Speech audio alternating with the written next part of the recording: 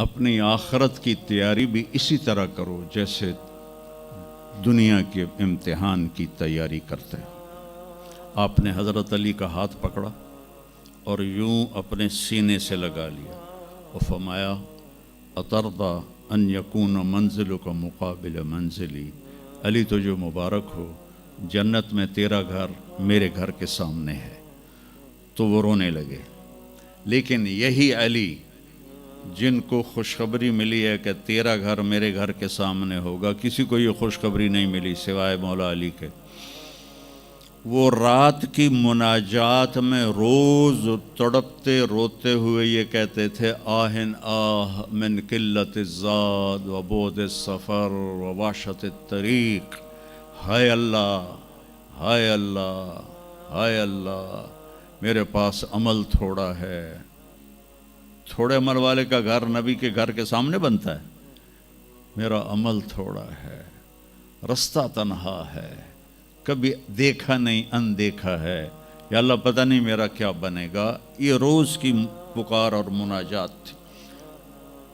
اور پھر دنیا کو کہتے الیہ تغررتی، دنیا تو مجھے دھوکہ دیتی ہے، ہی ہاتھ غری غیری، چل دفعہ ہو جا کسی اور کو دھوکہ دے، میں بتتو کی ثلاثہ، میں تمہیں 3 طلاق دے چکا۔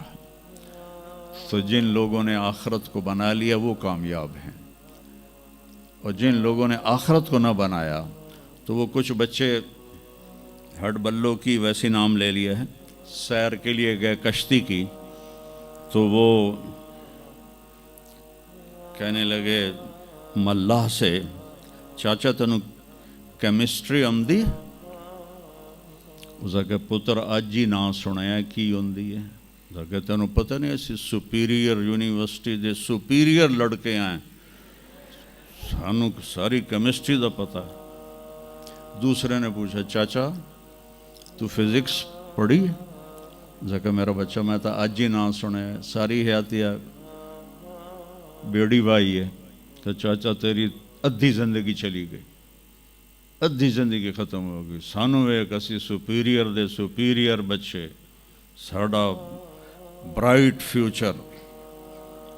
اتنے چھک موج آئی تے کشتی ہوئی ڈاواں ڈول۔ اس کہ پترو ترنا سکھیا ہی نے،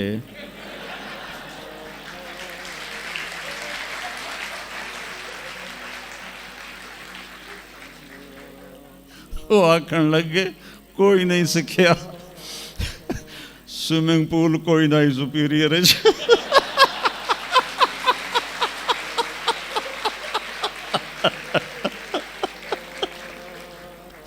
تو وہ ملا کہنے لگا پترو میری تو ادھی گئی تو تہاڈی ساری گئی۔ تو میرے بچوں مرتے وقت ایسا نہ ہو کہ تم کہہ رہے ہو ساری برباد ہوگی۔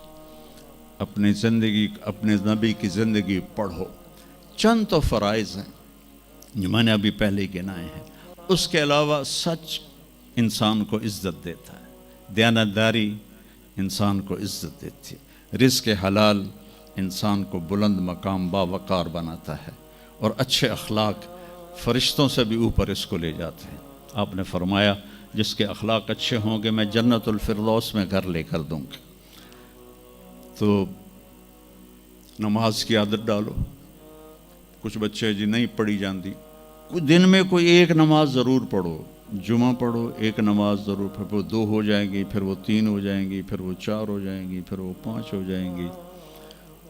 میں نے جتنوں کو بھی یہ نسخہ بتایا وہ سارے اللہ کے فضل سے، گورنمنٹ کالج میں میرا تھا ساتھی، تو وہ پھر شفٹ ہو گیا انگلینڈ، تو کوئی 40-45 سال بعد اس سے ملاقات ہوئی، یہاں پاکستان آیا ہوا تھا۔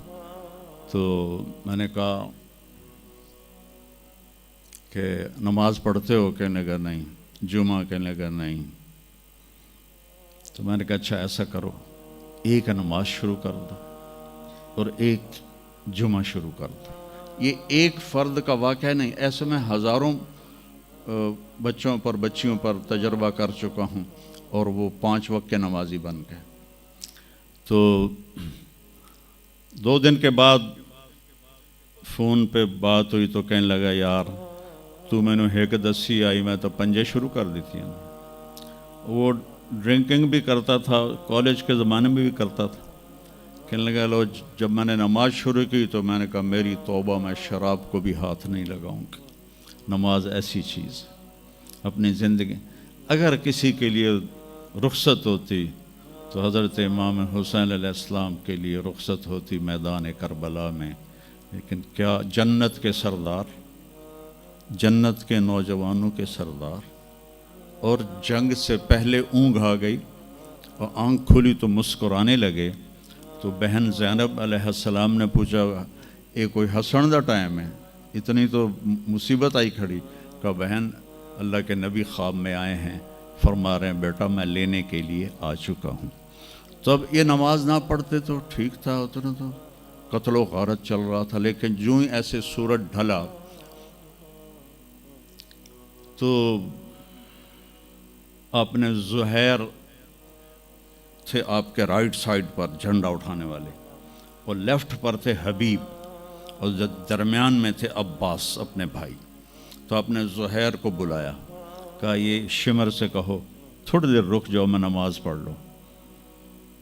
تو زہیر نے شمر سے کہا, تو شمر نے کہا ہم جنگ نہیں روکیں گے, ہم سر اڑائیں گے. تو انہوں نے واپس آ کر کہا جی وہ انہوں نے جنگ روکنے سے انکار کر دیا ہے, اللہ کی قسم اب ان کے لیے کھلی اجازت تھی کہ یہ چھوڑ دیں اور سر کٹا دیں. لیکن آپ نے فرمایا سر کٹ سکتا ہے, نماز نہیں چھوڑ سکتی. آپ نے کہا آدھے لڑو آدھے نماز پڑھو. تو آدھوں کو جنگ پہ لگایا, آدھوں نے نماز پڑھی. پھر ان آدھوں کو جنگ پہ لگایا اور جو جنگ پر تھے ان کو نماز پڑھوائی. سب کو ظہر کی نماز پڑھوائی, اور عصر سے پہلے سب کے سر کٹ کے نیزوں پہ چڑھ چکے تھے. وہاں 1445 سال میں ایک واقعہ ہے جہاں نماز کی رخصت نظر آتی ہے. لیکن میرے نبی کے نواسے نے ایک مثال قائم کی, پوری امت کو ایک پیغام دیا کہ زیر خنجر بھی یہ پیغام سنایا ہم نے, نماز نہ چھوڑو. کبھی قضا ہو جائے تو رات کو سونے سے پہلے قضا دے کے سویا کرو.